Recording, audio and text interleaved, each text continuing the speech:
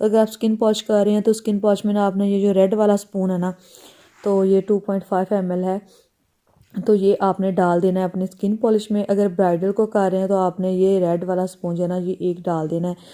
Cute plus का जो है वो ये थोड़ा सा अफोर्डेबल भी है और इजीली आपको मिल जाता है मार्केट में से। और जो जैनसन का है ये थोड़ा सा कॉस्टली है, जैनसन का आपको तकरीबन 4000 तक मिल जाएगा मार्केट में से। तो वह जैनसन का आप बाय करके रख लें, और अगर पार्लर के लिए ले रहे हैं तो आप जैनसन का रख सकते हैं अपने पार्लर में, वो भी सिर्फ ब्राइडल के लिए यूज़ करने के लिए। और अगर आप आम किसी वैसे फेशियल करवा रही हैं तो आप ना ये क्यूट प्लस का जो क्लिनजर है वो रख लें, और घर में इस्तेमाल करना चाहें तो फिर आप ना क्यूट प्लस का क्लिनजर लेकर रख लें और इसके साथ अपनी फेस की तरह से क्लिनजिंग कर लिया करें। ये स्पून मैंने आपको दिखाया ना रेड वाला, आपने ये वाला स्पून जो है ना अपनी स्किन पॉलिश में ऐड करना है। अगर ब्लीच कर रहे हैं तो उसमें ऐड करना है, अगर फेशियल कर रहे हैं तो